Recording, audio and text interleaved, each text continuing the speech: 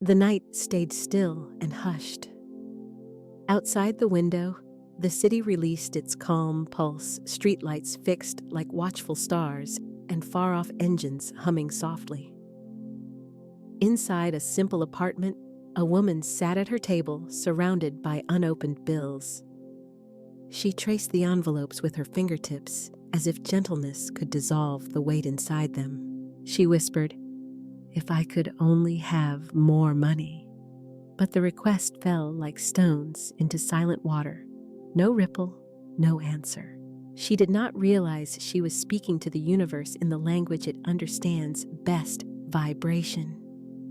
Every spoken phrase acts like a command, and every inner picture becomes a seed placed into the limitless field of divine substance. All of us have been where she is, chasing the outline of prosperity and begging paper symbols to save us. Yet Florence Scovel Shinn reminds us, your word is your wand. A wand does not chase after anything. It points and guides. When faith moves it, it delivers an instruction, and invisible powers answer accordingly. Money is more than ink and paper. It is holy energy taking temporary shape before continuing its flow like sunlight sliding over water. To hold a coin is to hold condensed light spirit in motion, signifying unending circulation. Picture money as radiant gold, moving alive and responsive. It comes readily where it is welcomed with love, and it withdraws the moment it meets fear. Desperation blocks its movement while trust and faith open the way. Still seated at the table, she breathes out and says, "I never have enough." The universe kind yet precise answers, "So be it. You never have enough." Divine law does not judge or punish. It merely mirrors what is expressed. But suppose she chooses different words. Money is divine energy. It loves to serve me. I am supplied with ease and grace. Then the golden current accelerates. Pathways clear and support starts to arrive. Florence stated, "You do not work for money. Money works for you." Money is presented as a servant waiting for clear instruction. Speak to it with respect as to a faithful ally, because energy responds to your tone even more than to the specific words you choose. Money has always functioned as a mirror, not a captor. It reflects what you affirm and cannot rise beyond the level your conviction allows. Even the air around you hums with unformed supply, ready to be shaped by the authority of your direction. Pause for a moment. Breathe in with intention. Feel the space around you quiver with possibility. Money is sacred energy, not only paper. Let this truth move through you like light pouring through an open window. The chasing stops. Worry softens. You see that scarcity was never your identity, only a lack of awareness was. Florence's divine decrees were not simple positive thinking. They point to cosmic law, precise, kind, and unwavering. When you affirm abundance, you are not begging. You are remembering what is real.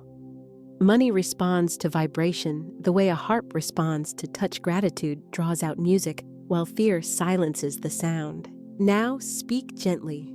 Money is divine energy forever circulating in my world. It comes in perfect ways for perfect uses through perfect channels. And so it is. In every life, there comes a threshold moment when the world's mirror seems to crack, and the imperishable light behind it is disclosed. This recognition does not come through lectures or stacks of books, but through stillness, a silence in which you can hear your own breathing and realize, I am the source, not the one endlessly searching. One day you wake and understand that you were seeking outward through work relationships and luck for a treasure that never departed from within you. Every good you pursued was already glowing quietly in your chest, like light held just beneath the surface.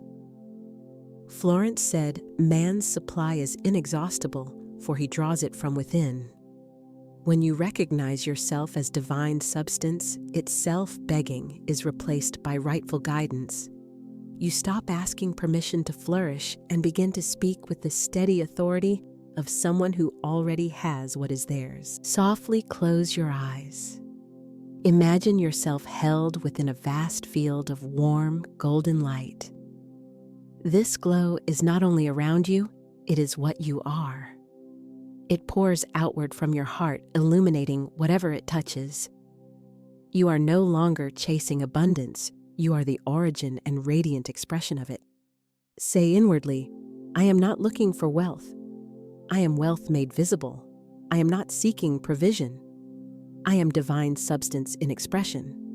I am the fountain, not the cup. Feel the inner resonance shift. These are not simple wishes. They are memories of truth coming alive again.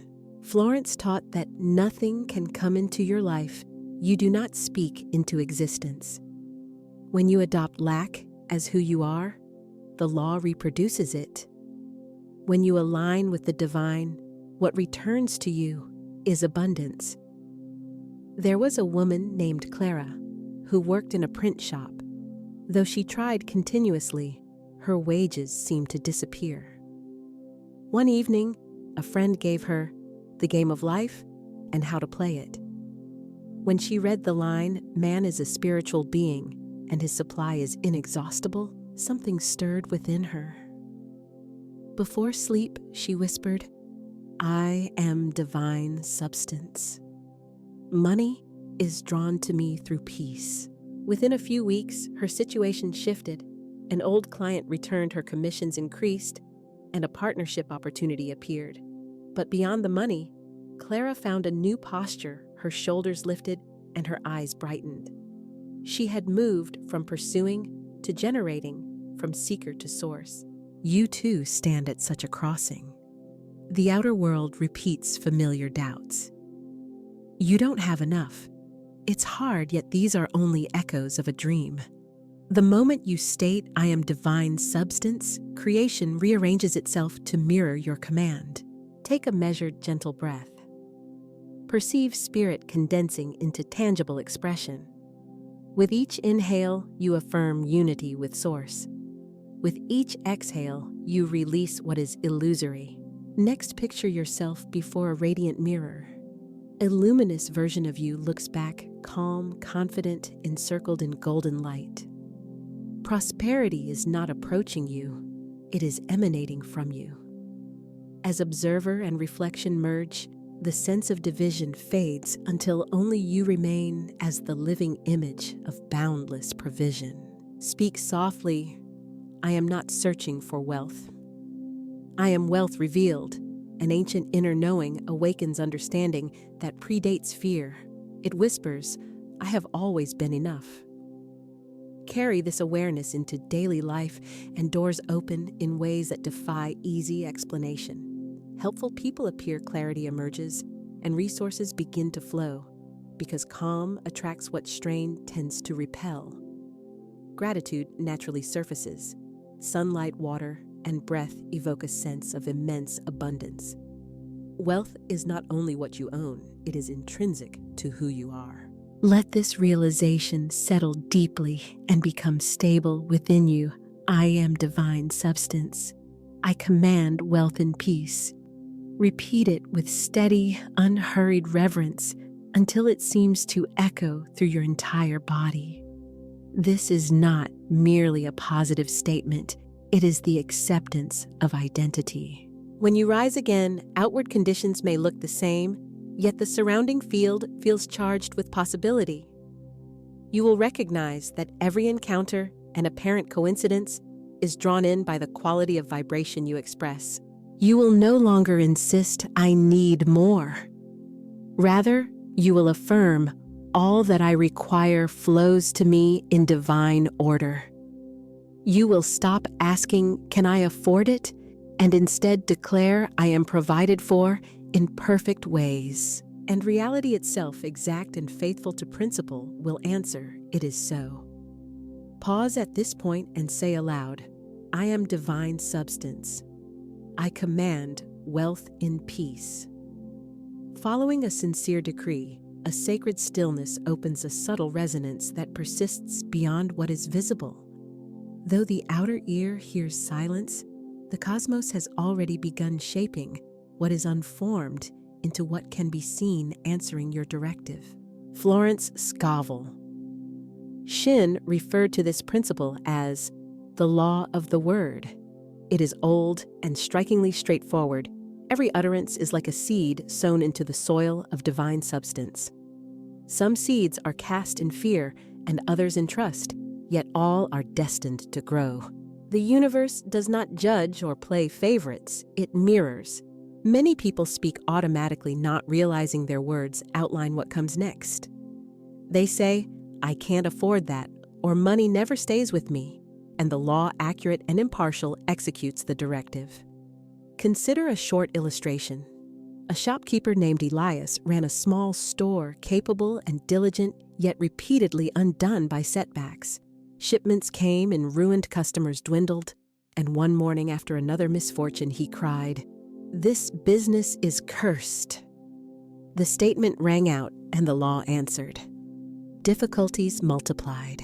In desperation, he went to an older wise woman for guidance. She asked, "What words do you speak each day about your work?" He replied, "Only the truth that it's failing." She smiled and said, "Then you speak your failure into form. Speak your faith, and the tide will turn." After that, Elias began each morning with the decree, "Every word I speak prospers me. My shop is a channel of divine supply. All that I sell blesses others and blesses me." At first, it felt hollow to him, yet soon his tone became genuine. Customers returned and new opportunities appeared. Within a few months, he was thriving. When asked what caused the change, he answered simply, "My words did." Florence wrote, "Every word builds or breaks your world. Language shapes destiny. Each statement either builds a home or erects a cell. The difference between everyday talk and a deliberate decree is intention. Habitual speech repeats existing patterns. Intentional speech calls new reality into being. When you issue a decree, you do not ask, you direct calmly and with sacred authority. Your language is not separate from the infinite. It is the infinite speaking through you. Imagine each word as a spark that pulls substance into form. "I am prosperous" gathers corresponding form. "I can't win" draws confirming proof. What you speak becomes a governing law within your experience. Florence said, "The game of life is a game of boomerangs. Your words, actions, and ideas return with precision. This is not revenge. It is accuracy. Reality moves according to a just measured order." Pause again. Feel your voice as sacred electricity, a creative current moving through you. As it passes your lips, new configurations begin to form.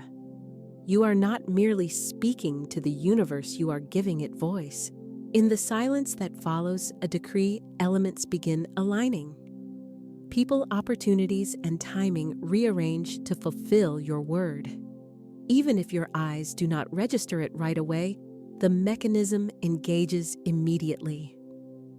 The divine does not delay, only our perception lags behind. Let this principle settle within you. Your word does not return empty.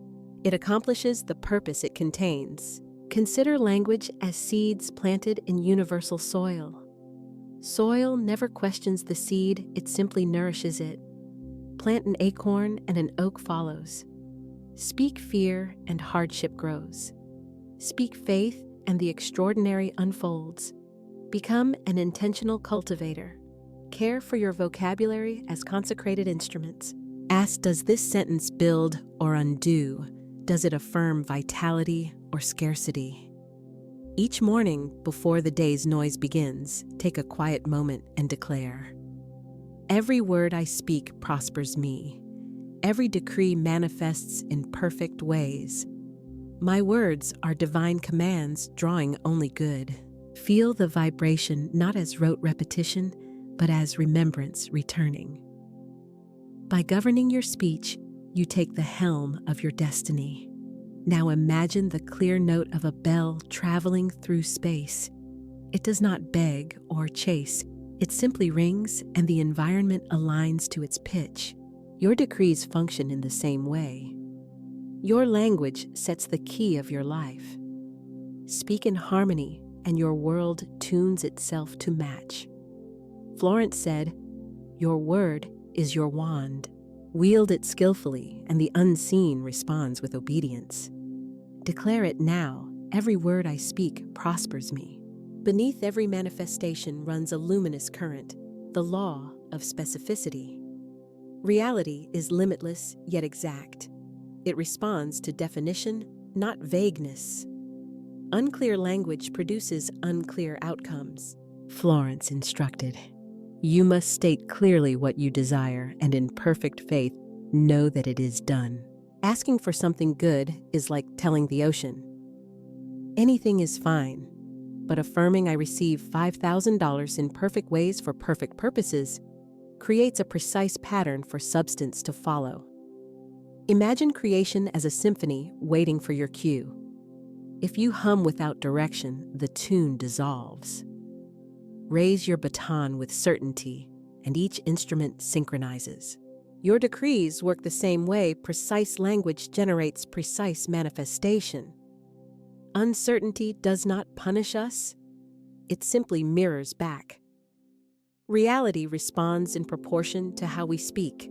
If our declarations waver, results waver as well.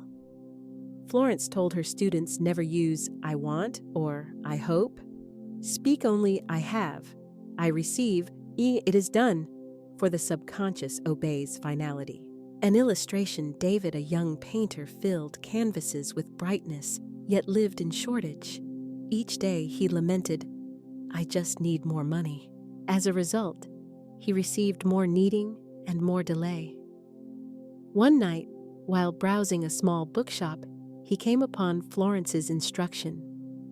Be definite in your demands.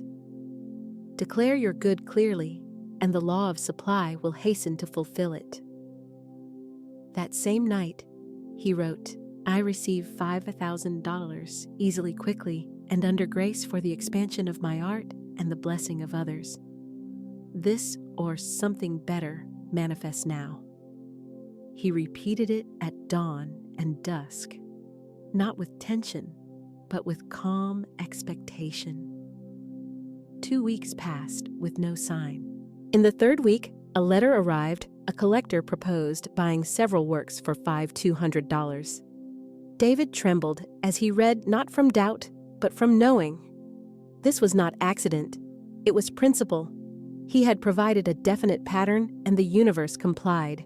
Specificity creates exactness, and exactness conveys authority. Every decree casts an image into the creative ether, an outline that arranges form. Distinct images solidify rapidly. Vague ones scatter and fade. So choose clarity. Speak with integrity. Keep your words exact, your manner composed, and your trust steady. Reality is always listening, poised to respond to a clearly formed instruction. Affirm right now, my words are divine seeds. I speak only life, clarity, and abundance. My decrees are fulfilled in perfect ways under grace. And so it is. You would not walk into a restaurant and say, "Bring me something." You would name the dish, the drink, even how you want it served.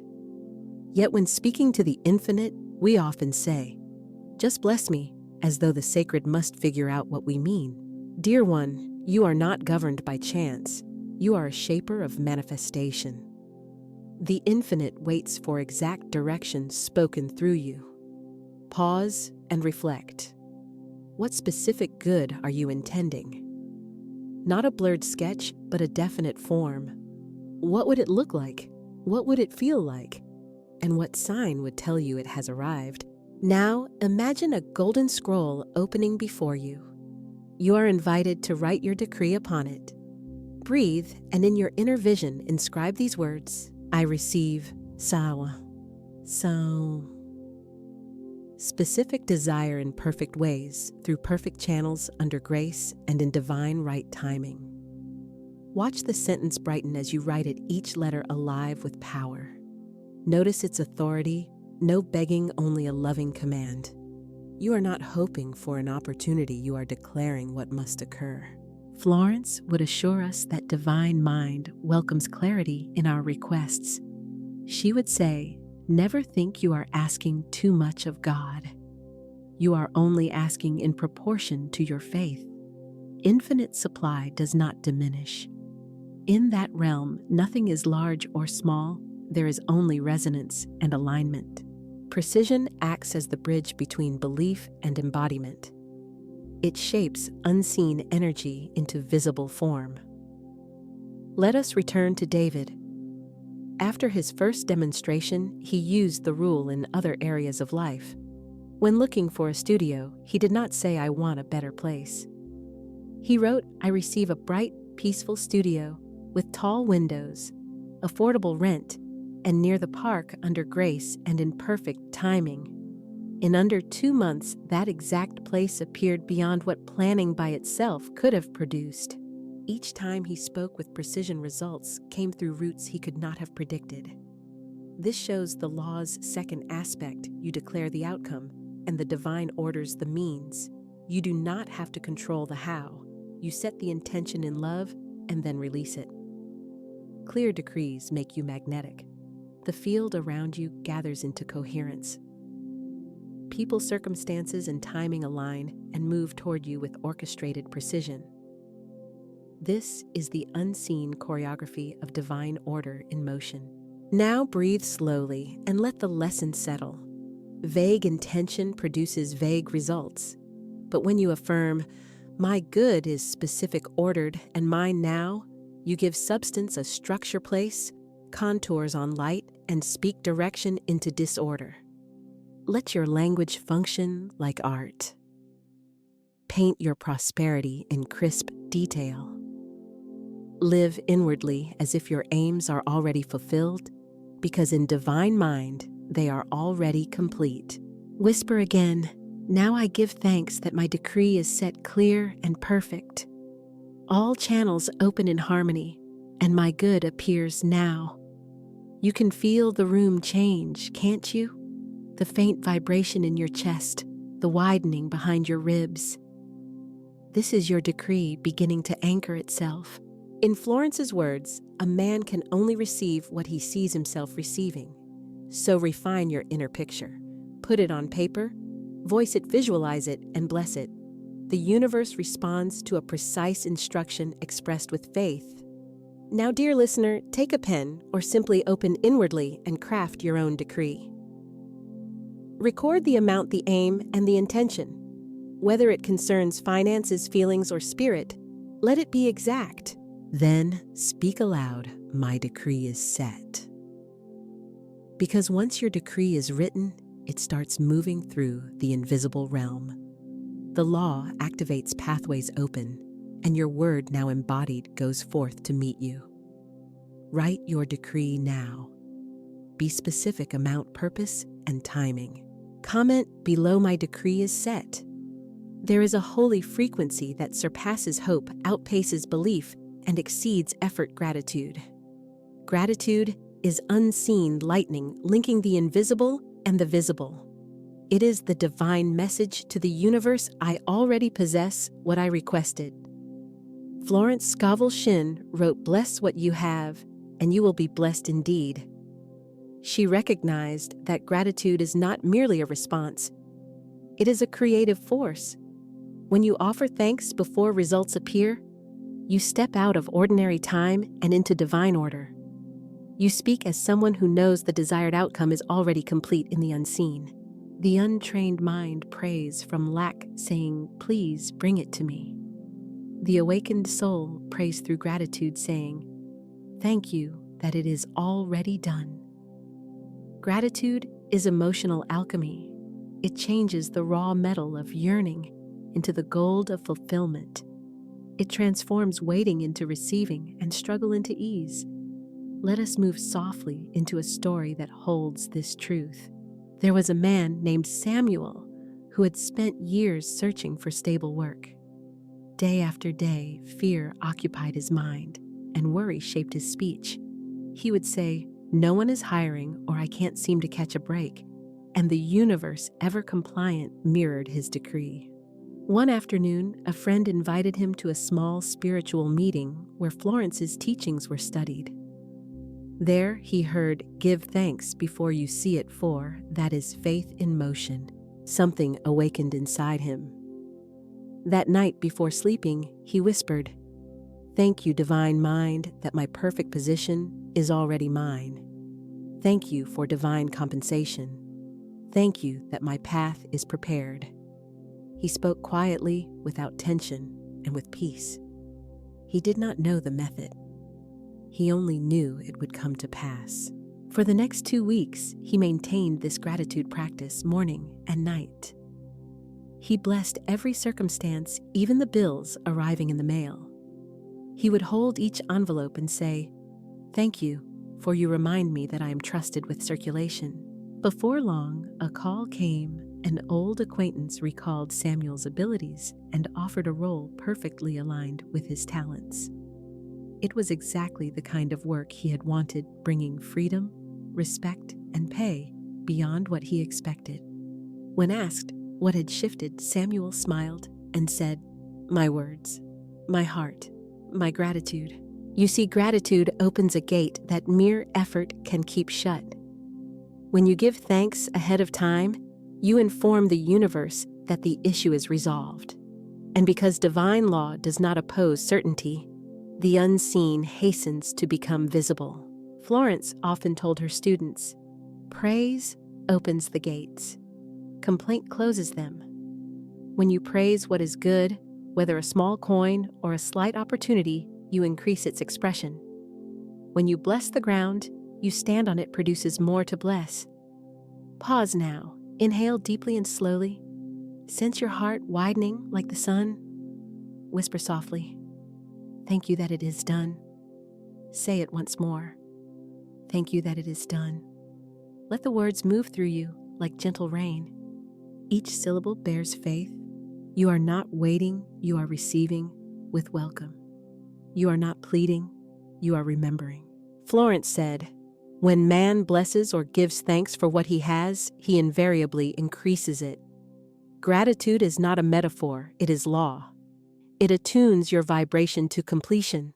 The universe reflects your state. Resonate with lack, and you meet more lack. Resonate with gratitude, and fulfillment emerges.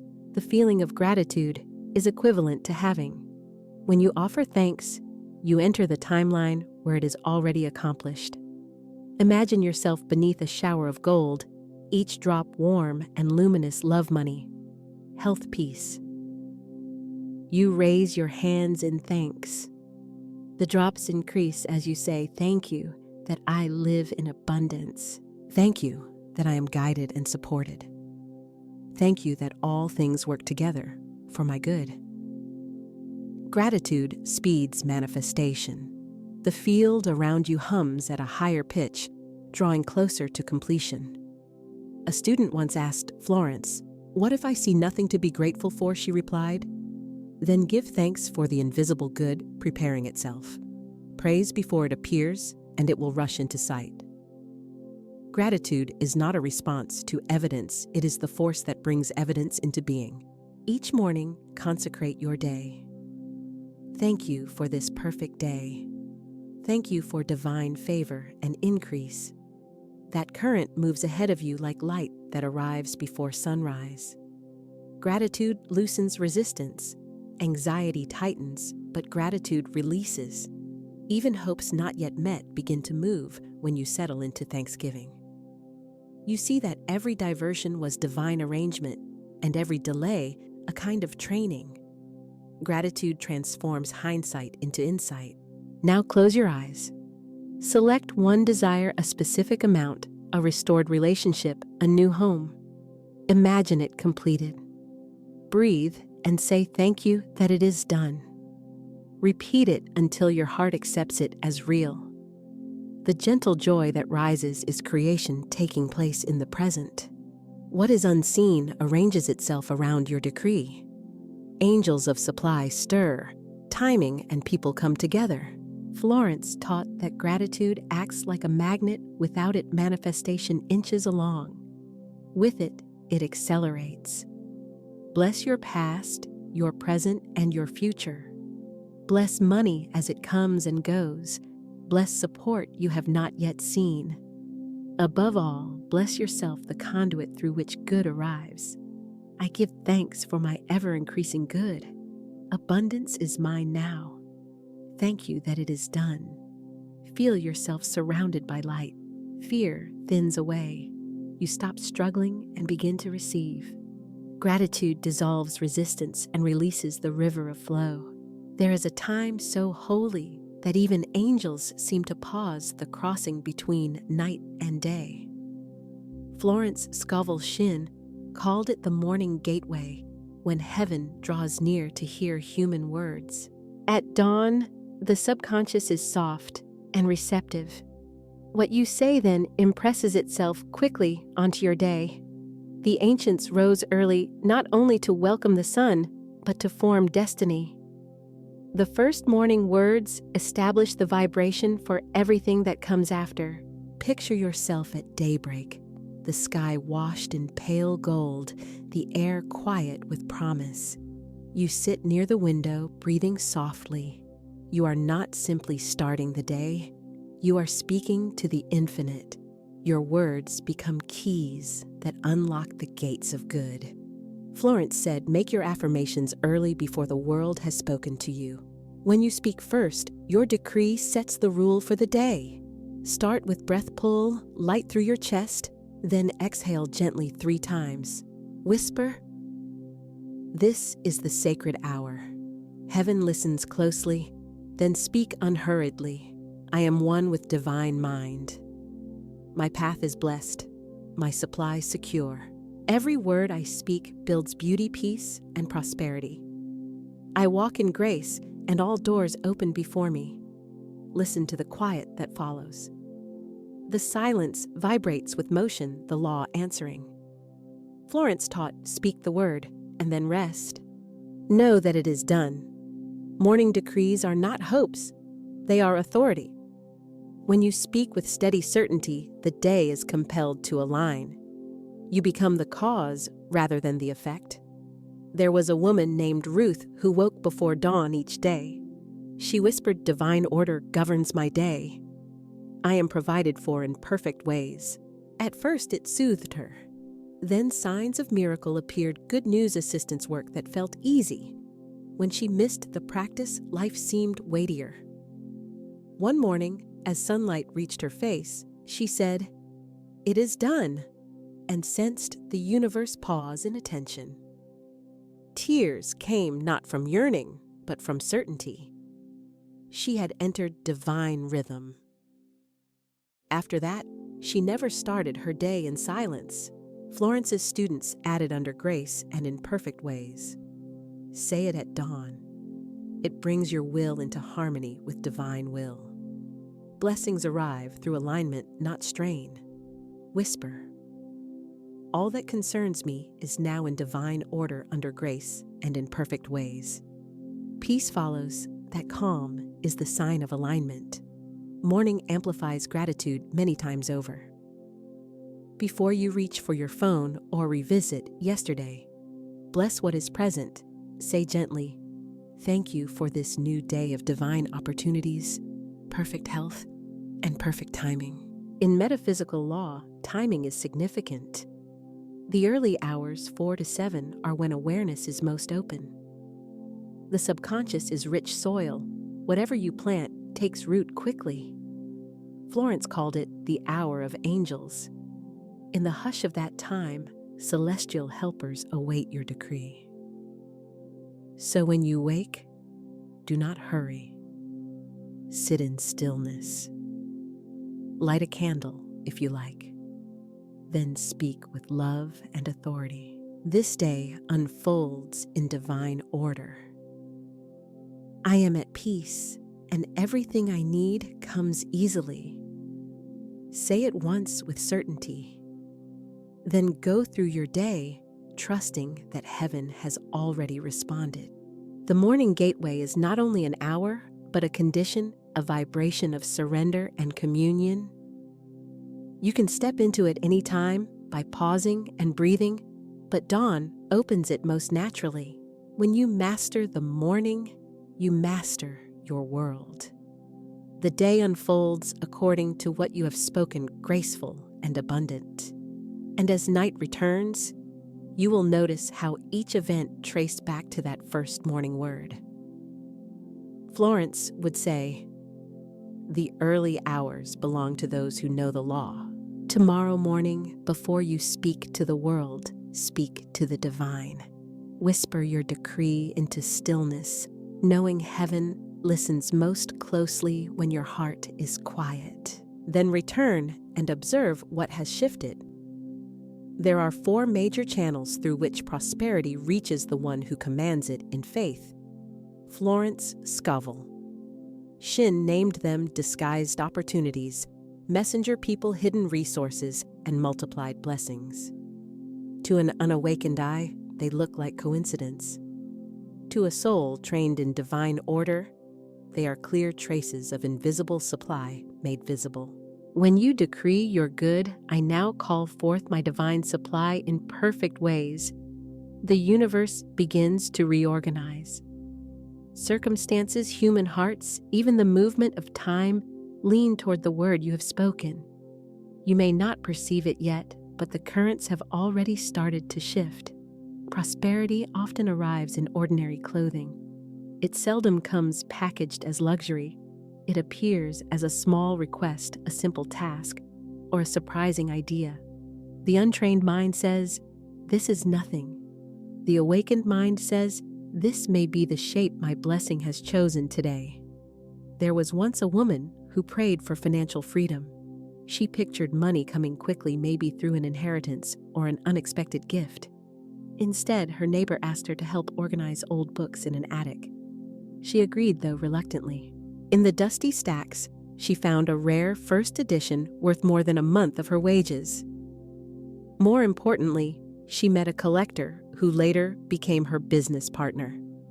What looked like an inconvenience was divine intelligence opening a golden gate. Florence taught, "Nothing stands between man and his highest good but mental resistance." The opportunity was present all along, only mental haze concealed its brilliance. Whenever an invitation arrives, an idea appears, or a small door begins to open, pause. Say silently, "Within divine order reveals my disguised opportunity now." Observe how the ordinary becomes the miraculous. Reflection: every answered prayer arrives first in disguise. It tests whether you can recognize good when it appears in unfamiliar form. Do not dismiss what looks small or unusual. It may be abundance's angel wearing borrowed clothes. The second channel arrives on 2 feet. Prosperity often prefers to travel through human hands. Florence often said, "God works through people, and all that is mine is drawn to me through perfect channels of expression." Messenger people appear the moment your decree needs a carrier. They may be a stranger in a cafe, a call you nearly dismiss, or a friend's suggestion that opens your way. They arrive in divine timing, often unaware of their part, yet guided with precision. A young artist once affirmed each day, "My right work and right compensation now appear." Weeks went by in silence. One afternoon, she helped an elderly woman carry groceries. The woman's nephew owned a design studio and needed talent. Within days, the artist was hired, satisfied, and well compensated. The messenger came through kindness. Messenger people are bridges, not the source itself. Do not idolize the messenger. Divine substance is the giver. Still honor them. They show that your decree has gone out and returned through a living pathway. Affirm, perfect messenger people are guided to me now, bringing gifts from the infinite. Move through your day with awareness. Any smile or sentence may be divine choreography, carrying out your command. The third channel is treasure already close by but not yet seen. Hidden resources sit beneath old assumptions, unused talents, sleeping connections, unclaimed value. Florence wrote, "Man's supply is inexhaustible and immediate when he finds it within." When you affirm supply, divine light reveals what you already have. A teacher once declared, "I now receive unexpected income in perfect ways." Days later, while tidying a drawer, she found uncashed royalty checks from a book she had forgotten. Her affirmation had redirected the light inward. Hidden resources also include intuitive guidance ideas that save time or ignite prosperity. Affirm, every hidden resource is illuminated now.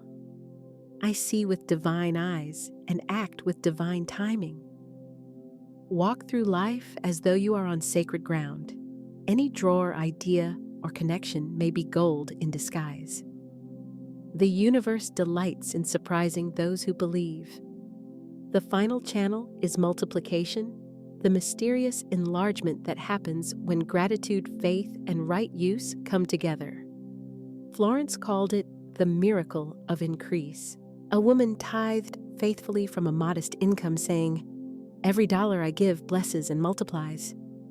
Soon, her employer doubled her salary, saying, "You bring such good energy." She smiled, knowing divine mathematics had replied.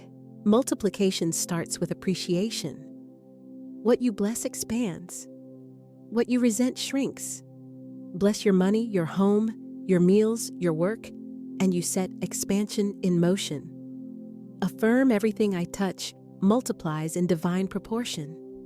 My good expands under grace. Even the smallest seed of gratitude yields a harvest. The law is simple. The substance of the universe responds to joyful recognition. Disguised opportunities, messenger people, hidden resources, multiplied blessings. 4 notes in the symphony of divine provision. When you decree prosperity, the orchestra begins to play each channel, weaving unseen arrangements until your word takes form. You may perceive one channel more strongly than another, doors opening, people appearing, forgotten funds surfacing, or blessings expanding.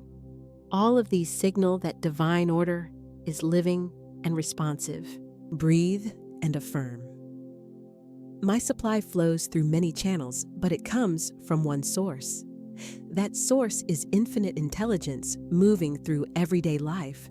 If one door shuts, bless it. Your river is simply changing direction. Become a quiet witness of divine delivery. Record each good thing as it appears. Notice whether it arrived as an opportunity, a messenger, a hidden resource, or multiplication. These notes train your subconscious to perceive order rather than chaos, abundance rather than lack. At the end of the day, give thanks. I am surrounded by divine supply in all directions. Every channel is open. Every path is free. Then speak this decree with certainty. Infinite intelligence now opens the 4 channels of my supply. Disguised opportunities reveal themselves in perfect time. Messenger people are guided to assist me. Hidden resources rise into view. My blessings multiply without limit. I walk in divine order, surrounded by endless provision. Sense the universe glimmer and reorganize itself. Know that your word stands as law, brought to completion. Joy is the frequency of prayer already answered. It is the unseen mark of wealth. Florence taught that lasting joy is faith made whole. It declares I already possess my good, even if my eyes have not yet witnessed it. Your emotions act like tuning forks. Fear summons postponement. Doubt summons disorder. Joy, pure golden joy, invites what is generous and moving freely. When you start the day emitting that tone, the outer world aligns, a parking space appears. A client replies, a problem resolves. The universe is musical, and your emotions lead the tempo. You do not plead for prosperity, you attune to it. When your heart resonates with abundance, circumstances take shape accordingly. Imagine walking covered in golden light, each step affirming all is well. All unfolds perfectly. People perceive it before you speak. Barriers soften. Joy becomes the air around you. You are no longer pursuing wealth, you express it. Affirm silently, I expect miracles. I rejoice in advance. Joy is not manufactured cheerfulness. It is the quiet exhilaration of trust. Florence wrote, gratitude and joy accelerate the process. Depression and fear delay it. Expectation forms a bridge between the invisible and the visible. To anticipate good is to issue a command. To doubt is to revoke the request. A man affirmed, my right work now appears, yet he woke each day anxious, hunting for evidence. His statement was correct, but his feelings opposed it. When he exchanged worry for enthusiasm, the job appeared within a week. Florence said, faith knows it has already received. Joyful expectation is that same certainty. Affirm, everything I desire is on its way. I meet it with gladness and calm expectancy. Guard that feeling like a flame, steady, bright, and sheltered. Prayer is not only language, it is an emotional climate. Each smile, each grateful breath, each patient pause becomes part of your decree. When anxiety rises, turn gently, I choose joy. I remember divine order. Repeat quietly throughout the day, I expect miracles. I rejoice in advance. I am a magnet for divine prosperity. Every moment brings good news. Speak them with rhythm and feeling. The subconscious follows emotion more readily than mere repetition. A woman longed to open her own studio. She declared, the perfect space appears under grace. Months went by, nothing changed. One morning she released her worry, played music, danced and laughed, saying, I rejoice in advance. My studio is already mine. That afternoon, a friend called an art space had just opened, priced below market in her dream neighborhood. Joy, not strain, opened the doorway. Joy is also a safeguard. Fear constricts. Joy expands. It helps you stay lifted even when things feel uncertain. Say, I am wrapped in the joy of divine certainty. Nothing can disturb my calm expectation. Each morning before you reach for your phone, rest your hand on your heart and say, something wonderful is on its way to me today. Smile without needing a reason. That smile is magnetic. When joy becomes your natural baseline, prosperity cannot remain distant. Small miracles arrive first, a refund, a kind word, perfect timing, and then larger manifestations follow. You stop running after results and start receiving them. You no longer beg, you declare. Florence said, man's word is his wand, but his joy is the spark. Hold the wand gently, keep the spark alive, and declare again, I expect miracles. I rejoice in advance. I am aligned with divine joy and every form of wealth it brings. Every treasure needs protection. What is gained through faith is sustained through faith. Florence called this standing on the law. You are not protecting money, you are protecting your consciousness. When fear speaks up, do not struggle with it. Simply state, fear has no power. My prosperity is divinely protected and eternally expanding. Each time you say it, you reinforce the golden fortress surrounding your good. Picture yourself now as a radiant golden citadel rising above the storms of the world. Its walls gleam with divine light, powerful yet tender, sealed yet serene. Any fear that nears is melted by light before it can reach you. This is not imagination used to flee, it is imagination used to command. You are teaching your subconscious that only harmony is permitted within your field. Take a slow breath. Feel golden light rising from the earth and encircling you, moving upward and around like flowing sunlight. Say aloud, I am a golden citadel. No fear, no lack, no negativity may enter. My prosperity is safe in divine hands. Notice your body easing, your mind grows quiet. That calm is protection. You have moved out of reaction and into authority. Protection is not opposition, it is alignment. You do not battle darkness, you shine more light. When you affirm your divine shield, you are not cutting yourself off from life. You are declaring that only the vibration of love and abundance can touch you. Everything else moves past without harm. Florence often reminded her students nothing is real to us unless we make it so by our thoughts. Therefore, you must think and feel only what you want to make solid and lasting. If you hear discouraging news about the economy, smile inwardly and say, that may be true for the world, but divine supply is my reality. If someone speaks in complaint about lack, silently bless them and repeat, all is provided, all is well. By doing so, you keep your citadel intact. Let us enter a moment of stillness together. Sit comfortably. Close your eyes. Breathe deeply through your nose, exhaling through your mouth. With each breath, feel tension dissolve. Now imagine a sphere of gentle golden light above your head. This is divine substance, the pure essence of prosperity. See it descending softly, touching your crown, flowing through your body, and filling your heart with calm radiance. As the light expands, it forms a shimmering field around you, your golden citadel. Within this light, repeat gently, I live in divine protection. I move in divine order. My prosperity is surrounded by eternal peace. Visualize every doubt dissolving like mist in the morning sun. See yourself moving through tomorrow's world with quiet confidence, people smiling, opportunities opening, and your finances glowing with steady increase.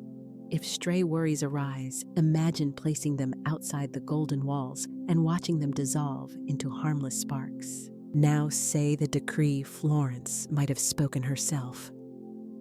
My prosperity is divinely protected and eternally expanding. I am safe in the law of good. No false belief may enter my mind. I walk in peace. I rest in abundance. I reign in divine order. Let those words settle deeply within you. After you have built your citadel, carry calm as your armor. Panic is a signal that you have briefly forgotten the law. Whenever you notice yourself tightening, breathe and remember, all supply comes from the invisible. Florence said, the moment you let go of fear, the law rushes in to fill the vacuum. Your calm becomes the invitation for divine action. Protecting your prosperity is not about locking it away, it is about keeping your vibration open and steady. Calmness is the gateway through which new good continually flows. Say quietly, I am calm. I am provided for. I am protected. Be mindful of conversations, media, and environments that plant fear of lack.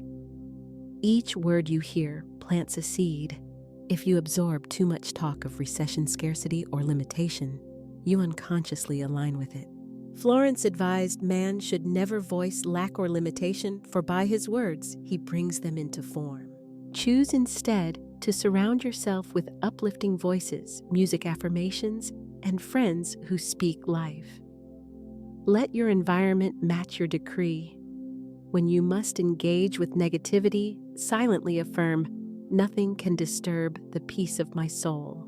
This single sentence turns every conversation into harmless noise. Throughout your day, visualize flashes of golden light when you speak about money or make financial decisions. Each flash reminds you that divine intelligence governs this transaction. Before paying bills, say, every dollar I spend blesses and returns multiplied. Before entering business meetings, affirm, divine protection surrounds all dealings. Only right outcomes appear. The more often you consciously bless, the stronger your golden field becomes. Every growing soul meets moments that appear to be reversals. An unexpected expense, a delay, or a sharp remark may ignite fear. Recognize, however, that these are not punishments. They are invitations to remember what is true. They pose a question. Will you believe the outer world or the divine order behind it? When such trials appear, pause briefly, gently close your eyes, and repeat with calm intention, this too is under grace. My good cannot be lost. Very quickly, you will sense the circumstance softening and reconfiguring in your favor, adjusting its pattern to support your highest good. Remember that a shadow exists only because a stronger light shines behind it, showing that illumination is already present beyond appearances. If you make this a daily discipline, you begin to move through life as a radiant presence, unmoved by rumors, resilient to fear, and steadily emitting assurance. People around you will feel safe in your presence and will be naturally drawn to your composed authority. You become a tangible demonstration of spiritual prosperity, material sufficiency paired with inner peace, achievement accompanied by deep serenity. As Florence would have expressed it, to know the truth and stand still in it is the greatest protection of all. Therefore, remain still, not from stubborn resistance, but from bright confidence that law and order are already acting on your behalf. Final decree: I am a golden citadel of divine prosperity. Fear has no place in me. My wealth is safe in infinite intelligence. My every resource is guided, protected, and expanding under grace. I dwell in peace, and peace multiplies my good. Take one more deliberate breath into that imagined light, letting it fill your chest and calm your nerves. Recognize that you are protected, fully supplied, and inherently whole. Nothing essential is missing from you. Call to action. If you experienced protection and renewal, write the words, I am a citadel of gold. Let this statement confirm that divine order is already protecting and overseeing every treasure that is yours. Night serves as creation's sacred workshop. As the world grows still and the conscious mind loosens its grip, the deeper mind opens fully. Florence Scovel Shinn called this inner domain the garden of God within, where whatever you plant before sleep takes root and later produces fruit in the daylight hours.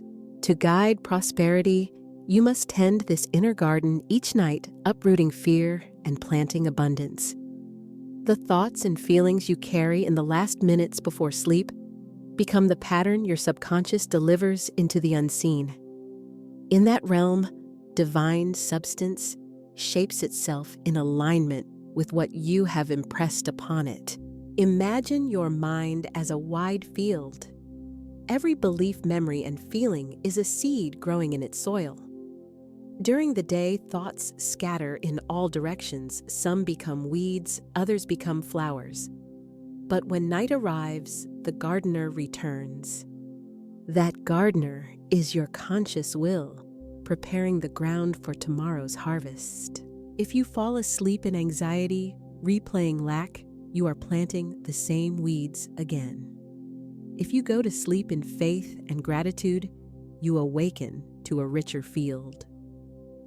Florence taught man's subconscious mind is impressed by suggestion. It receives and acts upon whatever man feels to be true. So, before sleep, give your subconscious a noble, beautiful, and prosperous theme to work with. It will work steadily as you rest, arranging fitting conditions that match your decree. Create a calm sanctuary before bed. Dim the lights. If possible, light a candle. Its flame symbolizes the enduring spark of divine life. Sit comfortably. Take 3 slow, deep breaths and allow the day's noise to fade away. Next, take a pen and write your decree on paper. Make it specific, peaceful, and state it positively. I call $10,000 to me easily and joyfully under grace before date. Or write more simply, my wealth increases overnight through divine channels. Treat the words as living forms, not merely lines on a page, but spiritual seeds. Read them slowly and intentionally until your body calms and you soften into real belief, then close your eyes again. Place your hand on your heart. Whisper sincerely, I am grateful for the divine abundance now unfolding. All my affairs prosper as I sleep. Picture yourself resting in a meadow of soft golden light. The radiance moves through your mind, dissolving worry, loosening tension, and restoring a deep feeling of harmony. The candlelight trembles and expands. A sense of safety and peace wraps around you, and you feel provision as already complete. Inhale slowly while thinking I receive. Exhale gently while thinking I release. Each inhale draws new supply from the infinite, and each exhale lets fear go and melts inner resistance. Repeat this cycle 3 times, letting the rhythm quiet you into steady calm. Let a gentle smile arise, then say inwardly, divine substance works for me while I rest. My prosperity grows in perfect silence. As you near sleep, imagine your decree lifting into an endless golden sky received by infinite intelligence. You do not chase it. You trust it. Just as a gardener does not dig up seeds to check them, but waters and waits you rest.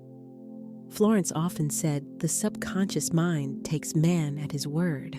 During the night, your spoken and unspoken words are especially unfiltered and powerful. Therefore, use them with care, intention, and wisdom. If you awaken in the middle of the night, lean into the moment and softly say, I am safe in abundance. All is well. This helps maintain an elevated vibration that gently returns you to sleep, keeping your energy aligned even as you dream. Many of Florence's students would place prosperity notes beneath their pillows, handwritten decrees folded like silent agreements. Because the subconscious responds to symbols as much as it does to words, that small paper becomes physical proof of your partnership with divine supply and inner signal. Your deeper mind registers clearly. Contemporary research also suggests that in theta and delta states, the mind becomes highly receptive. Anxiety imprinted during these hours can settle deeply, while gratitude planted then can germinate into remarkable outcomes. In this sense, sleep becomes a creative studio. You wake drawn toward good new ideas, appear help, shows up resources, circulate, and these outcomes are simply the overnight seeds coming into form.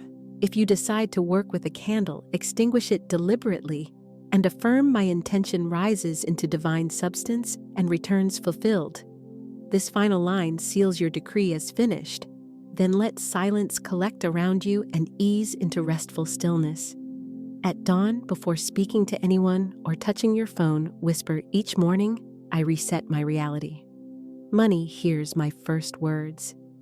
In doing so, you connect night to day, blending subconscious depth with waking awareness, and life begins to move with a unified, effortless flow. Before long, old worries fade, intuition becomes more accurate, and abundance starts to feel natural rather than strained. At that point, you step into the role of a wise gardener of consciousness, tending what grows within you with care and skill. Choose one affirmation for each week and repeat it nightly before sleep. In week 1, I am supplied from the invisible in perfect ways. In week 2, every night new wealth is born through me. In week 3, divine ideas prosper me as I sleep. In week 4, my dreams are filled with symbols of success.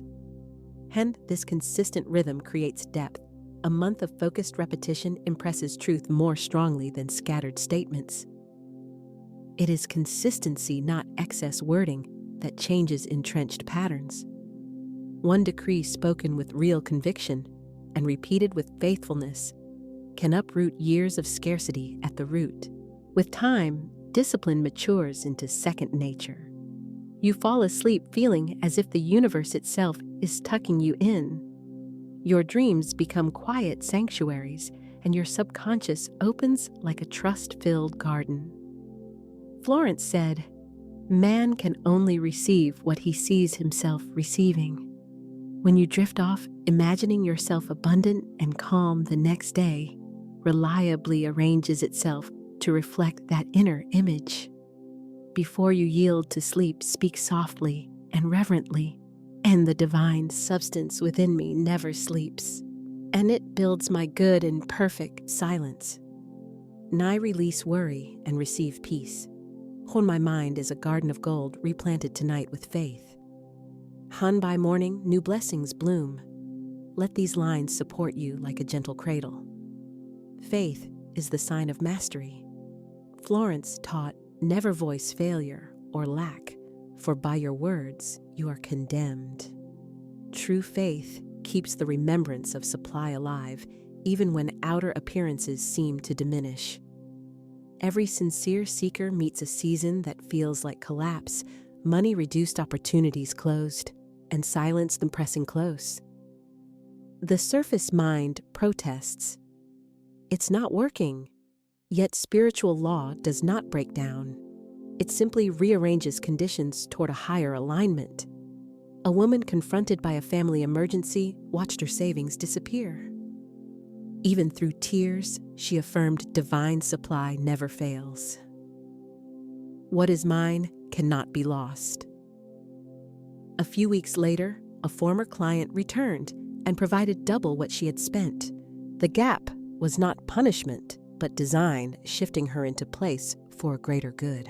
Florence wrote, "When man asks, believing he has received his good rushes toward him. Therefore, what looks like delay is not denial. It is perfection arranging details so the answer can arrive in the proper form. When outer circumstances appear still, the universe is organizing unseen particulars. It is like a theater when the curtain falls. It is not the finale, but the quiet pause needed to set the next act. In these intervals, declare divine timing governs all my affairs. My good is on schedule under grace." Remember that real faith relaxes rather than strains, and that calm trust hastens manifestation far more than worry ever can. One man was laid off after months of declaring, "I am divinely compensated."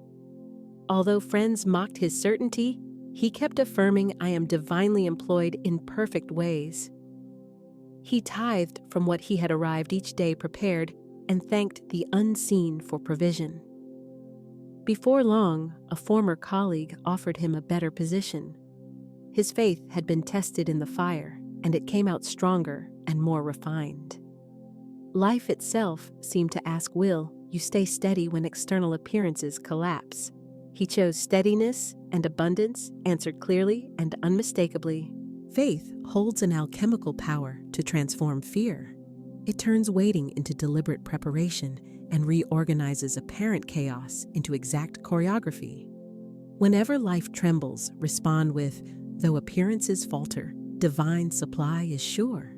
This steadiness is not passivity, it is quiet authority. To stand on the law means refusing to retract your word. After you issue a decree, do not weaken it with complaints or contradiction. As Florence taught, man must stand still and see the salvation of the Lord. Stillness gives the law space to work. Agitation disrupts its action. If fear rises, place a hand on your heart and affirm peace. The divine plan unfolds now. You will feel a soft light move through you, restoring your faith to steadiness. Faith moves in rhythm, inhale assurance and exhale doubt. Declare, infinite intelligence cannot fail. My supply cannot be lost. I rest in divine order. Keep this cadence until serenity stops being something you do and becomes the natural atmosphere of your whole being. Soon, outer conditions begin to reflect your inner state. Situations that once looked like loss reveal their hidden order, and what seemed blocked relaxes into effortless movement and steady flow. Every trial contains a revelation. You, not circumstance, are the originating source. Money and opportunities are only channels, never the spring itself. When outer forms drop away, your authorship comes back into awareness. You call supply into expression through spoken decree and unwavering trust. As Florence taught, the supply is always there, waiting for man to speak the word. The crucible of testing proves what you truly know. Do you speak your word from calm assurance or from anxious alarm? Then arrival becomes triumph. The moment your inner certainty outweighs what your eyes report. You stop pleading and start proclaiming. The invisible condenses into form. Doors swing open. Tangled issues unwind with precision. Speak now with steady confidence. I stand firm in divine provision. My faith is stronger than appearance. My supply is secure. Some may mistake your composure for avoidance. Offer a smile, bless them inwardly, and remain calm. Results will speak for you. Florence affirmed man's word is his wand. A master moves that wand without spectacle, and reality complies. As faith matures, apparent reversals become nourishment for growth. You bless what once provoked fear. A closed door becomes instruction, and a loss reveals itself as recalibration. With joy, you find yourself declaring, "Even this serves my good." Everything you have decreed already exists in subtle substance. Time functions as the bridge through which it becomes visible. Cross that span with gratitude as your song. I never waver. Divine substance fulfills my word in perfect sequence. Feel assurance rising within like a tide. The symphony of faith swells toward its crest, and the unseen curtain draws back. Your good appears before you luminous, whole, and fully realized. I stand firm in divine provision, and what is mine cannot be lost. And delay is not denial, it is divine design. In my faith is steady, my heart serene. In infinite intelligence fulfills my decree in perfect order. And I never waver, and therefore I never want. Continue breathing slowly until these statements feel inscribed within you as if etched in enduring light in the heart. The proving of faith is the final threshold before freedom. Cross it, and you assume mastery in manifestation. From such stillness, law advances on your behalf, rapidly, joyfully, and with irresistible certainty of outcome. If you have kept your faith steady through trials, declare without hesitation, I never waver. Your constancy becomes a beacon to others, showing again that divine provision does not fail the heart that believes and stays the course. Before the world stirs, before the day's machinery begins to hum, there is a consecrated hush.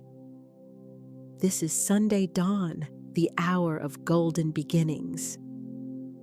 The sun, still wrapped in mist, sends her first rays as gentle murmurs across the land. In that interval, you arise the sacred practitioner guardian of Holy Decree 1, who recalls the law of prosperity, not as theory, but as a living covenant. This day marks your renewal.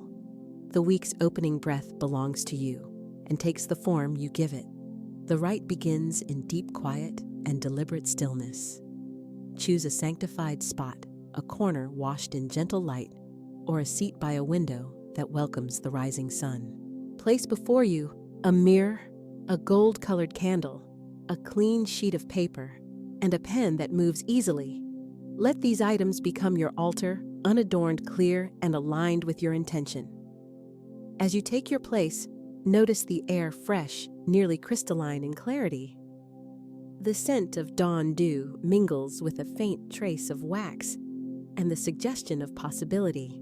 You stand ready to summon the golden stream, the ever-present river of divine supply that runs through all living things, awaiting only your recognition to begin visible motion. Gently close your eyes now, inviting inner attention and quiet focus. Take a long, steady breath, allowing the body to settle and the mind to clear.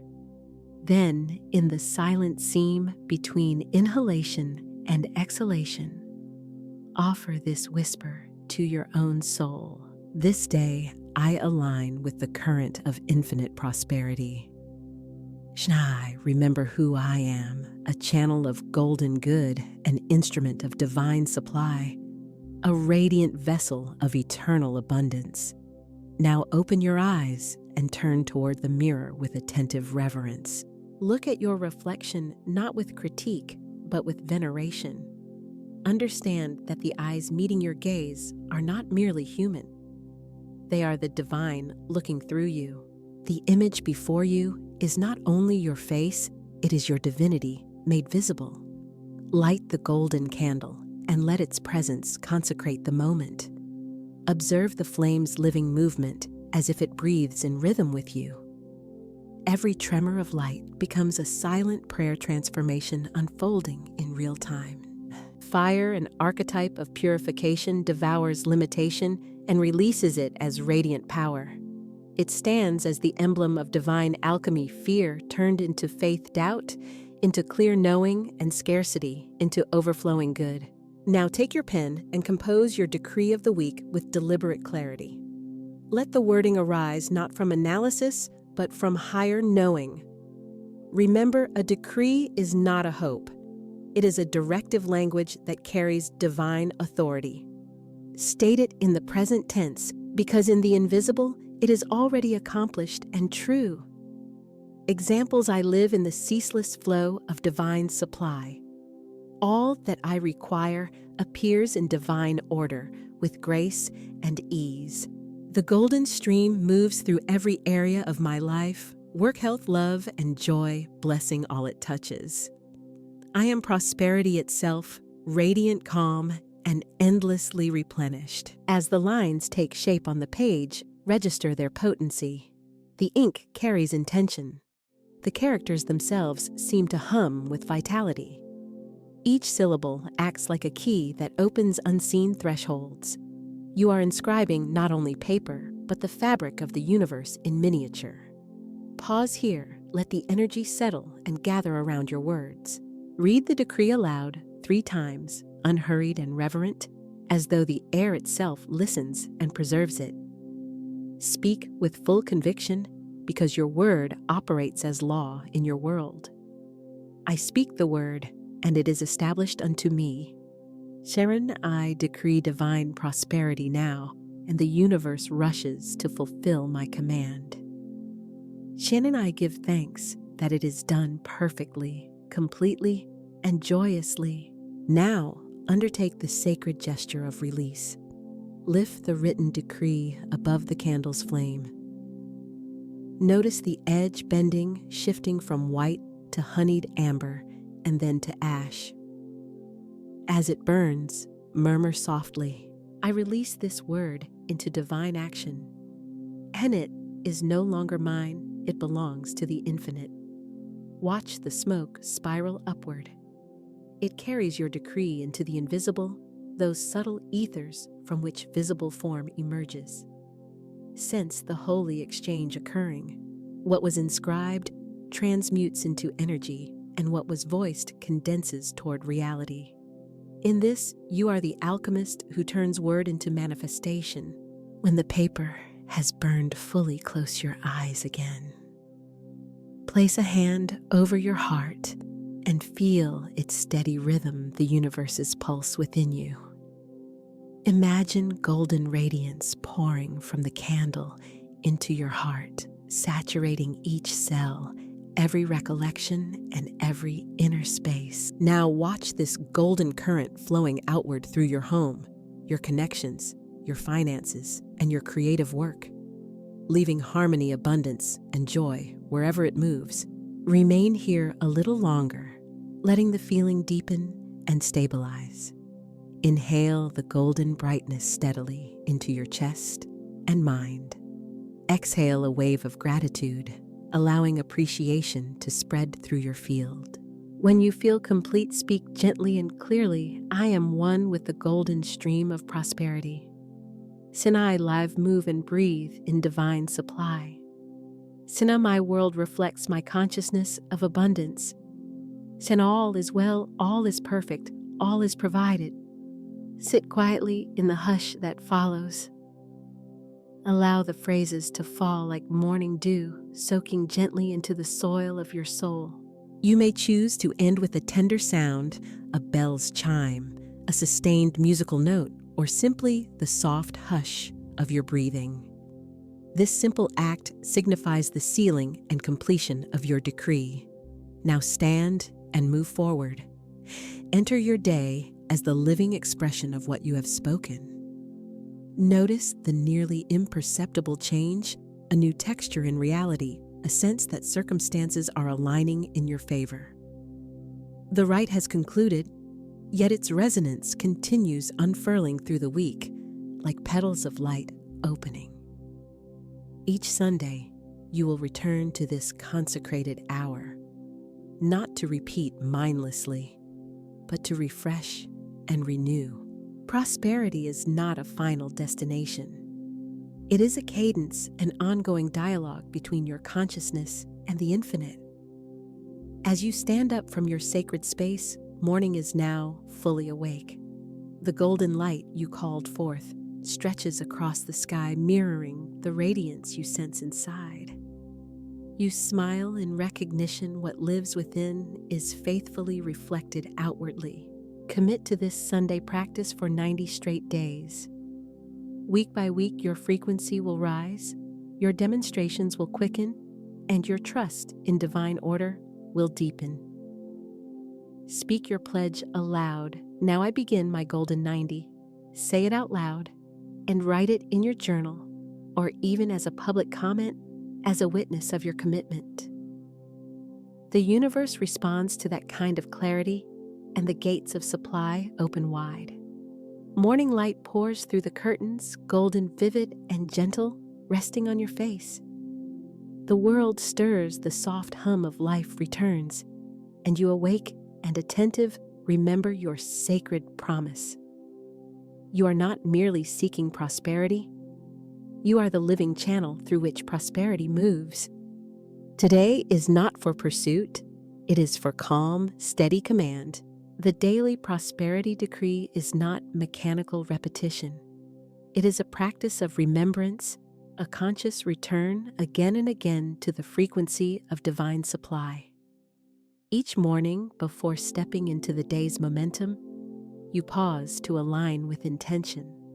Stand tall before the mirror once more, your reflection illuminated by the soft, early glow of dawn. Take 3 long, even breaths. Treat the air as sacred respiration, the same divine breath that enlivened the word at the beginning of everything. The breath that spoke, "Let there be," and it was so. Now lightly touch your throat, the gateway of expression and the center from which speech brings creation into form. Murmur with intention. Through this voice, divine substance takes form. My words are commands of light. I speak, and the infinite obeys. This is your sacred time of decree, short in length yet bright with power. You may use a weekly decree taken from your Sunday ceremony, or speak a statement arising newly from your present desire. Let each word be spoken with authority, gratitude, and calm, because you are not asking. You are affirming what already exists in the unseen. Keep your voice steady and composed, letting it carry the resonant frequency of truth. Speak it now with full confidence. I am supplied in all ways and at all times. I command divine order to unfold in every area of my life. I receive with gratitude, and I give with joy. I am the living abundance of God in perfect expression. Pause. Feel the decree resonating throughout your whole body. Let the vibrations sink into your bones, move with your breath, and match your pulse. The decree is not separate from you. It is your own being spoken into sound. Now take another deep breath and say this threefold line with rhythm, letting it become your inner cadence for the day I command. I receive, I give thanks. Once more repeat, I command, I receive, I give thanks. And one final repetition, I command, I receive, I give thanks. Let this three-part rhythm establish your tempo as you move into the tasks and meetings of the day. Picture yourself moving through the morning, making coffee, answering messages, or stepping into the sun while the gentle, luminous mantra continues, Peter. It becomes your private soundtrack. You move with quiet confidence, your energy steady, yet unmistakably powerful. Now consider this illustration a story intended to anchor the principle clearly in memory. A woman came to me worn down by continual struggle. Her professional momentum had faded. Her responsibilities seemed louder than her faith. She observed her Sunday ritual faithfully, yet her weekdays remained filled with anxiety. One morning, she decided to live the decree rather than simply repeat it. She began her day with this affirmation: I command divine supply now. I receive with joy. I give thanks that it is done. She kept that rhythm through each action. As she opened her laptop, she quietly said, I command divine opportunities. While paying a bill, she affirmed, I give thanks for the flow of supply. Walking into her office, she silently declared, I am the prosperous presence here. By midday, her inner atmosphere shifted from strain to radiant calm. That evening, a long-overlooked client reached out requesting new work, paying in advance, and suggesting an ongoing partnership. She laughed as tears gathered and wrote in her journal, It came the moment I stopped asking and began declaring. A decree is not mainly repetition, it is embodiment. Each time you speak with authority, you anchor yourself in divine awareness. You prompt the unseen to crystallize and appear as visible form. Now let us go further and strengthen the practice in a more deliberate, moment-by-moment way.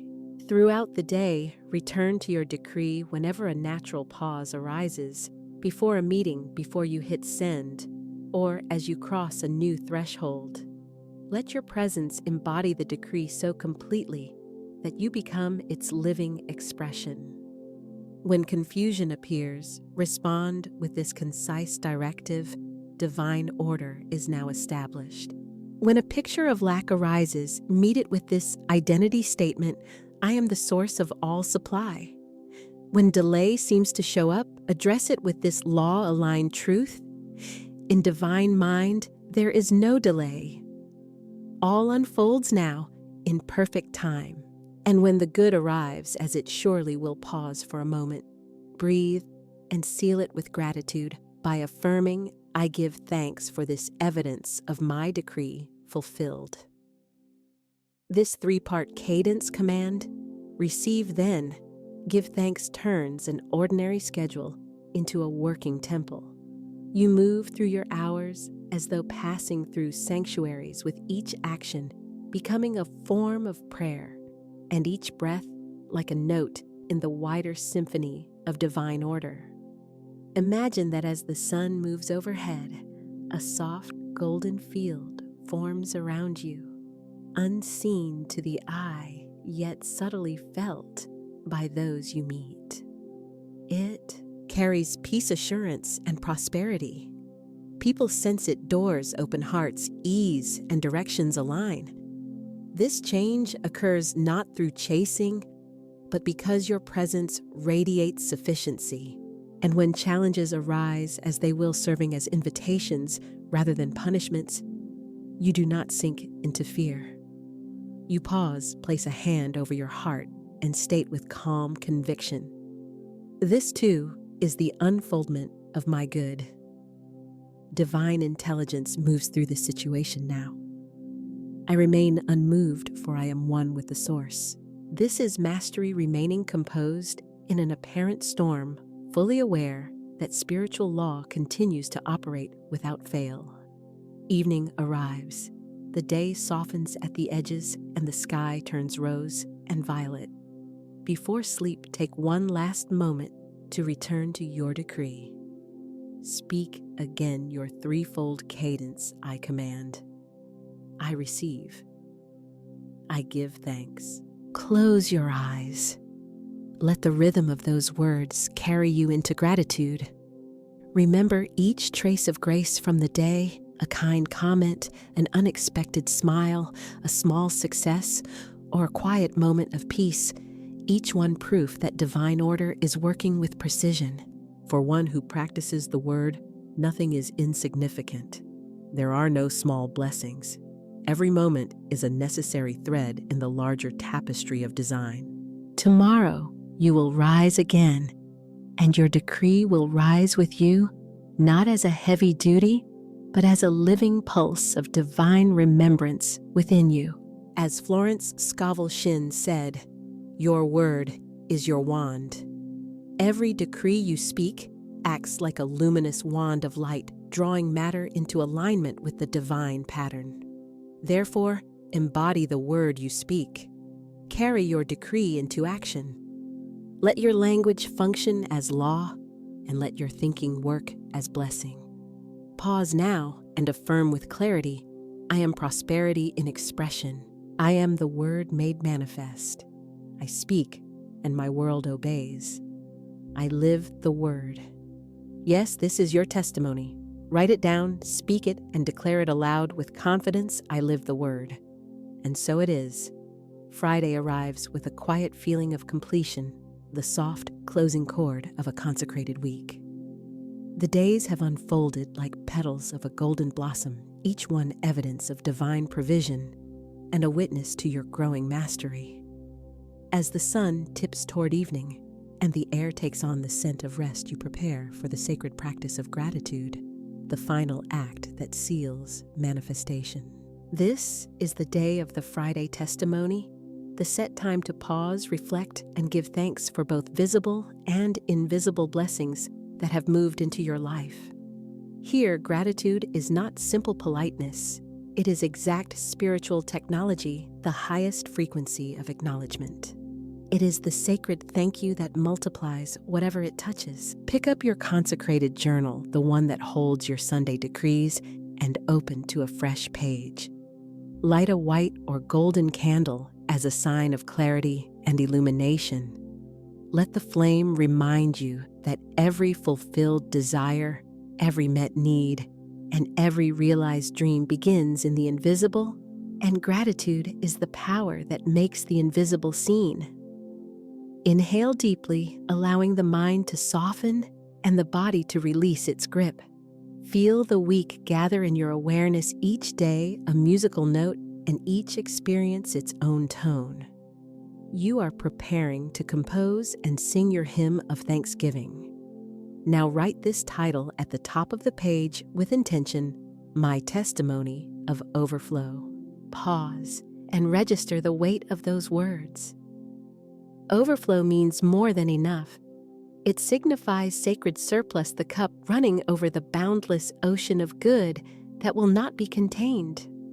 Close your eyes and invite your memory to gather the graces of the week. Perhaps it was an unexpected message, a new opening, a gentle kindness, relief from worry, or simply the deep calm of knowing you are sustained by divine order. Let each moment rise before your inner sight, glowing as if edged in gold. For each blessing you recall, say the following softly. With sincere reverence, I see the hand of God here. I give thanks that the law of good is working perfectly in my life. I am a vessel of overflow, and all I touch increases. As you write your testimony, let gratitude spread through you like a warm, steady current. You are doing more than listing favors. You are identifying tangible evidence of divine order at work. Gratitude concentrates energy, it anchors miracles, and encourages them to multiply. Consider a brief account that illustrates this sacred principle in practice. A man faithfully observed the Sunday ritual and affirmed his daily decree. Yet each Friday, he ended the week by writing a simple gratitude inventory. I am thankful for this day. I am thankful for the breath in my body. I am thankful for the unseen good now taking form. On one such Friday, while reviewing his week, he noticed 3 distinct unexpected streams of income: a forgotten refund, a new client through an old acquaintance, and a gift from a friend that matched exactly what he had planned to purchase. Laughing, he said aloud, "It came through channels I never expected." What he did not recognize at first was that those channels opened because gratitude had made him receptive. Gratitude counters resistance. It signals to the universe, I am ready. I am open. I recognize the flow. And that recognition itself functions as a creative act. It sets creation into motion. Turn your attention now to your own heart. Feel the potency carried in each grateful statement you speak. Gratitude turns simple noticing into tangible manifestation. The more you give thanks, the more clearly you perceive. And the more you perceive, the wider the field for gratitude becomes a divine spiral of continually expanding good. Let your pen move and compose this week's testimony, not only recording events, but also the feelings that came with them. Did relief wash over you? Did joy arrive like first light? Did a tranquil peace settle over your mind? Such emotions mark alignment and confirm that the law is actively expressing through you. When the writing feels complete, rest your hand on the page and declare the following decree. All that has come to me this week is divine and right. I give thanks for the seen and the unseen good now unfolding. This gratitude seals my manifestations in perfect order. I am a vessel of overflow, and abundance flows without end. Now inhale deeply and close your eyes again. Visualize yourself beneath a gentle cascade of golden light. Feel it streaming over you, cool, radiant, and inexhaustible. This light is gratitude made visible. It moves through your crown, across your shoulders, down your arms, and into your hands. From this moment onward, everything you handle carries that same luminosity, charged with the resonant frequency of thanksgiving. You are the living current of prosperity itself. You function as both giver and receiver, sending gratitude outward and welcoming multiplied blessings in return. This is the law of reciprocity, the timeless rhythm of divine exchange in motion. Take a gentle moment to smile. Let joy rise within the chest. Joy is gratitude's music, the melody of heaven sounding through your being. You are no longer waiting for evidence. You have become the evidence. You are the demonstration made embodied. Now close your journal with care and in a soft voice, whisper to yourself, letting intention settle as you do. This week is complete in divine perfection. I release it with gratitude. I welcome the next with faith. Let the candle continue for a few more breaths, its flame flickering like the pulse of your spirit. You may notice warmth spreading, a gentle tingling, or a lifted lightness. This felt resonance is gratitude at work, sealing your demonstrations, fastening them securely into the woven fabric of your lived reality. Before you complete the practice, offer this concluding declaration aloud with calm conviction. I am a vessel of overflow. I am grateful beyond measure. All channels are open, all supply flows freely. Overflow is my nature. Speak it once more, this time with greater strength and emphasis so its power lands fully. Overflow is my nature. And repeat it a third time, letting joy rise from deep within as you affirm it. Overflow is my nature. Yes, allow the phrase to reverberate in your chest. Let it imprint as your signature frequency as you enter a season of rest, replenishment, and conscious renewal. Friday has performed its sacred task.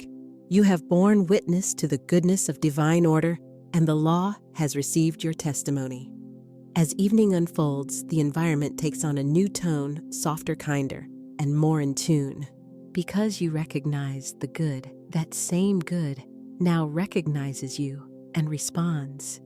Week by week, this practice lays fresh groundwork, layering gratitude upon gratitude and testimony upon testimony, until prosperity shifts from a single outcome into a surrounding climate. You stop manifesting as a separate act. Instead, you embody. You stop hunting for evidence. You become the living evidence yourself. Therefore, conclude the rite with this final affirmation that seals completion with clarity. All that I give thanks for expands. My gratitude seals my abundance. My testimony is my power. Overflow is my nature now and always, and so it is.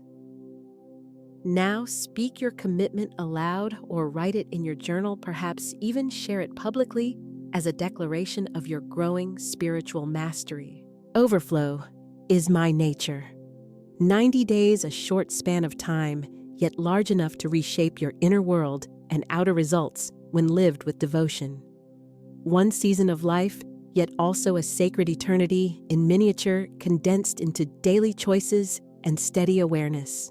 Across these 90 days, you have spoken, inscribed, decreed, and actively lived as an expression of divine prosperity. Each week, you summoned the golden stream at first light, upheld your daily decree with trust, and sealed each cycle with gratitude. Now, standing at the doorway of completion, even the air seems changed, clearer, more luminous, and vibrating with the rhythm of fulfillment. This is the 90-day transformation, a consecrated passage from seeking prosperity to existing as prosperity. You have done more than apply principle. You have become principle in motion and expression. Gently close your eyes and take a deep breath. Notice your body recalling the cadences of your rituals. Sunday dawn, the morning decree, and the Friday testimony, each is now stitched into your heartbeat. What began as deliberate practice has matured into identity. What began as spoken phrases has crystallized into the reality you inhabit. Envision a great golden cocoon before you, shining warm and softly pulsing with power. Inside rests the earlier self, the one who used to hope, hesitate, reach, and wait. That self served faithfully and preserved your lessons. But now a movement begins. The cocoon shimmers, its golden filaments dissolving into pure light.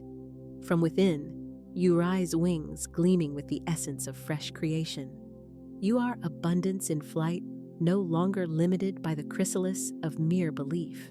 You are prosperity itself, alive, present, and luminous.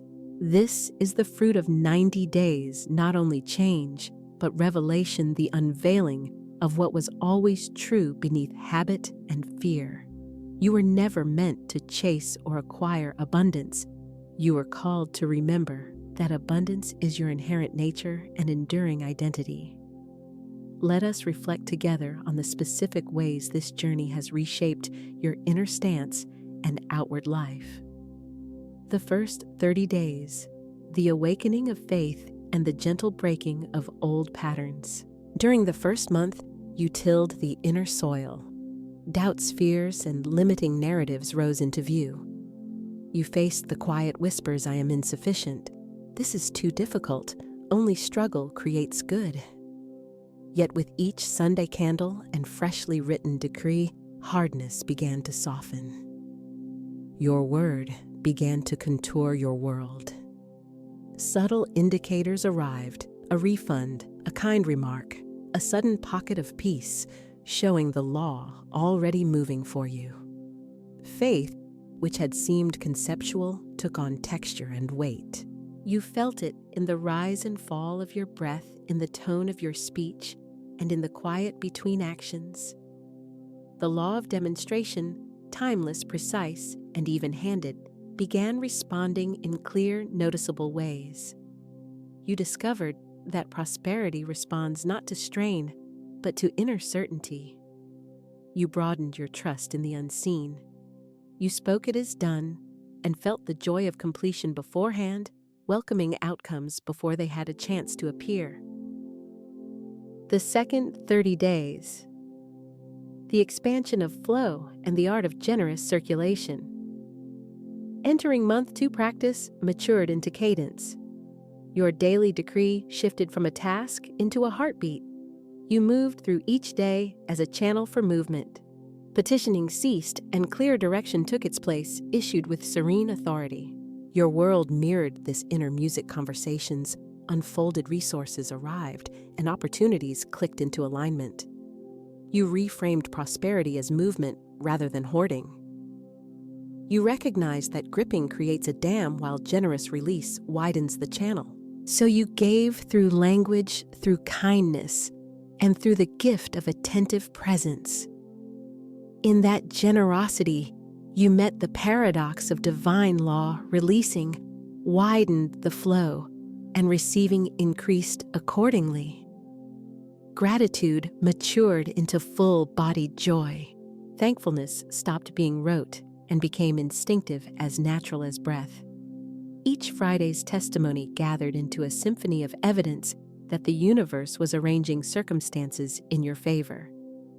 Therefore, conclude the rite with this final affirmation that seals completion with clarity. All that I give thanks for expands. My gratitude seals my abundance. My testimony is my power. Overflow is my nature now and always, and so it is.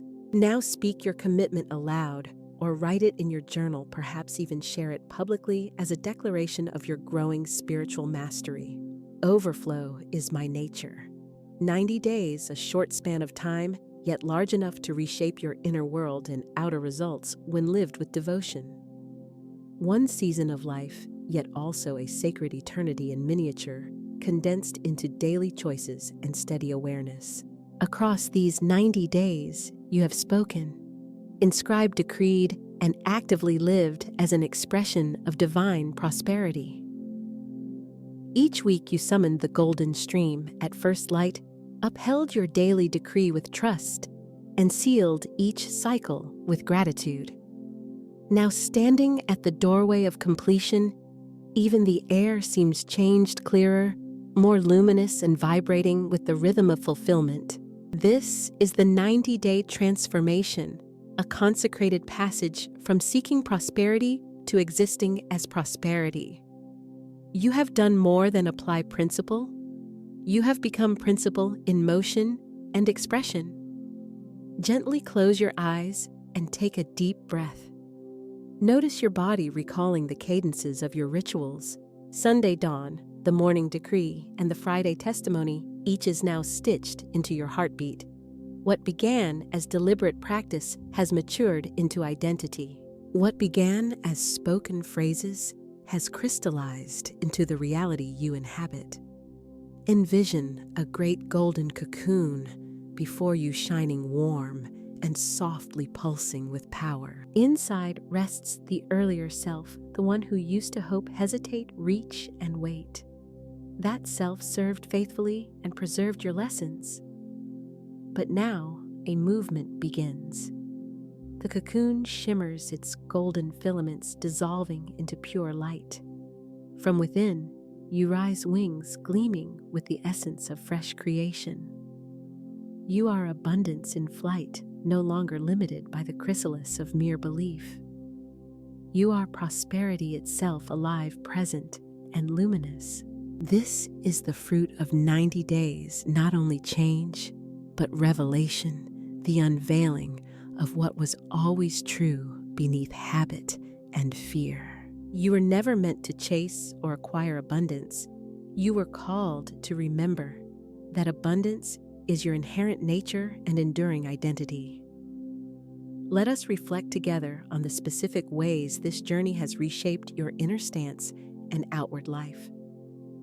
The first 30 days, the awakening of faith and the gentle breaking of old patterns. During the first month, you tilled the inner soil. Doubts, fears, and limiting narratives rose into view. You faced the quiet whispers, "I am insufficient. This is too difficult. Only struggle creates good." Yet with each Sunday candle and freshly written decree, hardness began to soften. Your word began to contour your world.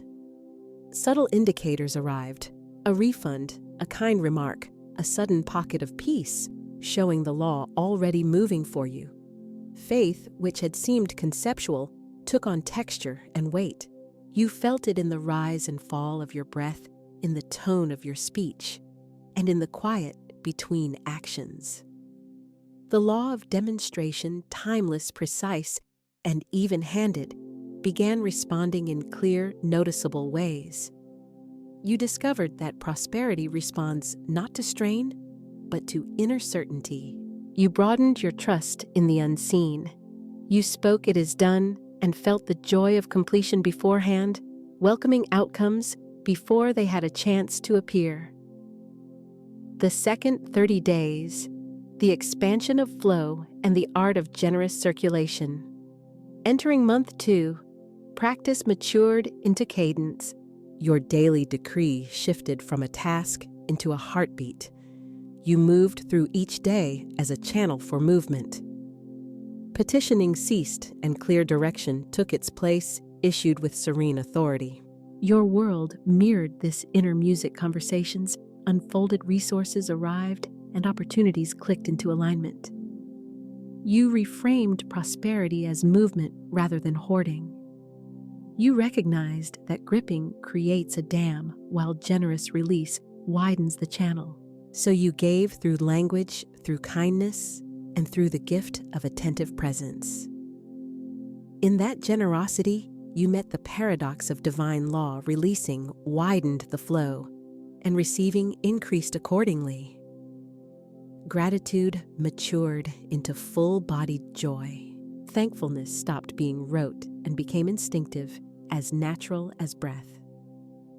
Each Friday's testimony gathered into a symphony of evidence that the universe was arranging circumstances in your favor. And yet this is not an endpoint, it is a commencement. The 90 days were never only about a single outcome.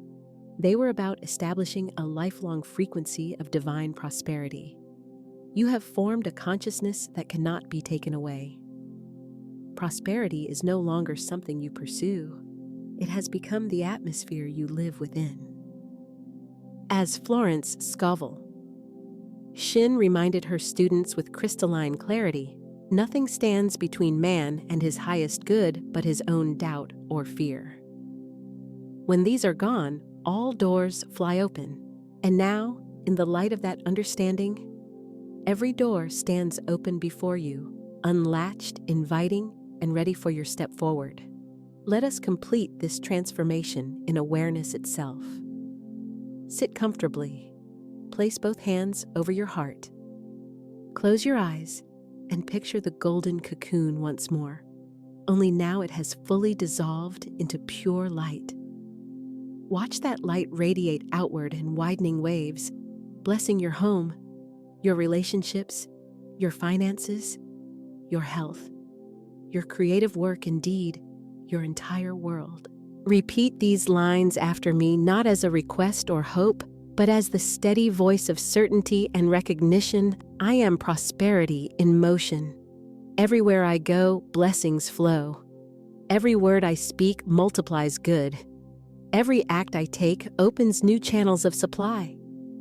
I am the embodiment of divine order and abundance. I am prosperity itself. Take a deep breath. Feel the golden radiance expanding with each inhale. With every inhalation, let abundance flow in. With every exhalation, let peace radiate outward. The threshold has been crossed. You now live in the consciousness of sufficiency, the sacred recognition that lack cannot exist in divine mind, and therefore cannot truly exist in you. This moment marks a rebirth into endless circulation, a renewal of life lived in continuous, generous flow.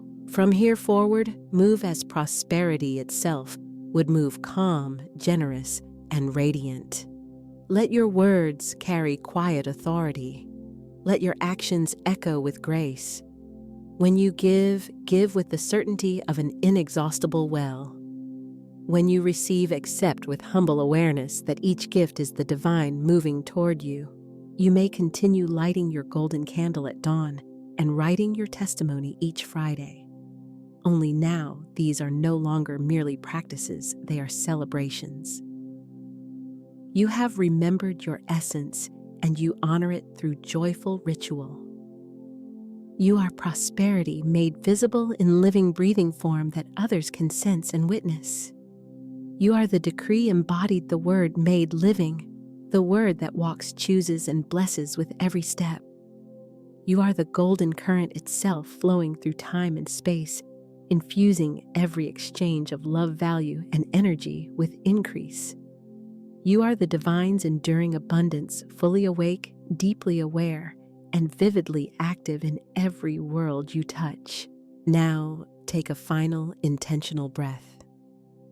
Whisper the following affirmation 3 times, letting each repetition expand your luminous field and deepen your certainty. I am prosperity in motion. I am prosperity in motion.